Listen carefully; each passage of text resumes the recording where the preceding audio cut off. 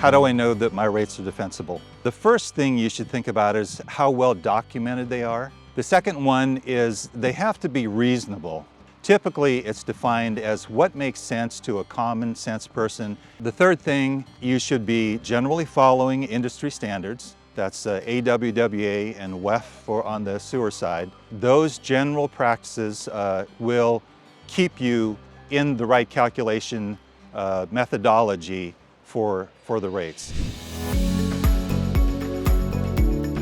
So one of the real challenges in the politics of rate making is making sure that you have good data and good justifiable data, and you have good rationale for the rates, and also really a good explanation of what the rates are and why they're being impacted. You not only have workforce costs, but you have risk costs, and you also have aging infrastructure and operational costs. Conservation was emphasized before the drought, and the result of that is when you sold less water due to conservation, you didn't get enough revenue. So all the water agencies are now finding out that they don't have enough revenue, and they're switching more of their revenue back to the fixed charges. So that's a key thing. The other thing that has come into very common use are drought rates. So when you lose revenue, the drought stage rates are intended to make up that revenue and get you back to a neutral revenue. It's important to note that each utility must recognize that all rate studies are different, and they must be customized to the agency's goals and objectives as well as their customer base. When we're starting a financial plan, the consultant will work with agency staff to collect different data. A lot of this data includes financial data such as budgets, customer data, CIP data or capital improvement program data, and existing debt and/or planned debt services. Once the cost of service analysis is determined, the utility needs to come up with the rate design goals in which it wants to convey to its customers. And most importantly, the rate design needs to be able to provide revenue stability month to month and annually.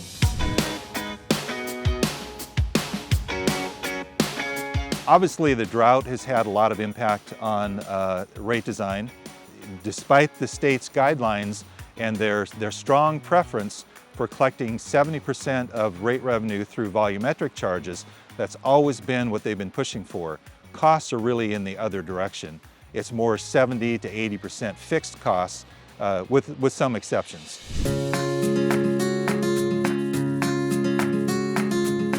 Utilities are being impacted greatly now, and they're in what I'll consider a cost squeeze. We're in a drought, the costs of water typically are going up, and now you've got a lot less to sell. A couple things I'd ask you to consider is look at moving some of your costs to a base rate. That gives you revenue stability, that will hold your revenues where you want them to be. You also may need to look at, for your volumetric rates, you might need to look at the tiers and how much water you have in each tier. And maybe those have to be reduced, and so that the steps in a tiered rate go up. There are a number of things to say about recycled water. Number one is that it actually offsets potable water, so it's definitely cost savings to the potable water agency. The other thing is that it should be lowering the cost of the wastewater disposal, because you no longer have to dispose into a river or some other place. You set up some kind of system where you can get rid of it. That should be a cost savings to the sewer customers. In the big picture, recycled water really always has to be less costly than potable water. Otherwise, what's the incentive for using it? You have employee and workforce costs, and actually dealing with really wage inflation and some of the impacts that has in operating an agency. Many agencies have aging infrastructures which impact rates. There's supply risk. If you're a water district or water agency and supplying water, there's always a percentage of your water supply that's at risk of drought or other impacts from that.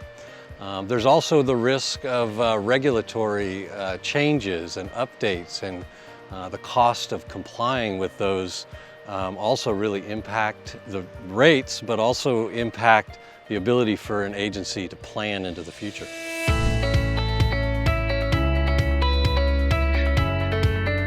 The challenge we have there is your council board typically looks short-term, not long-term. So when we're developing rates, we need to think of a way that we can get that point across, that we need some type of stabilization fund, that you need a capital reserve, especially if they're older utilities that you know are going to need some major repairs.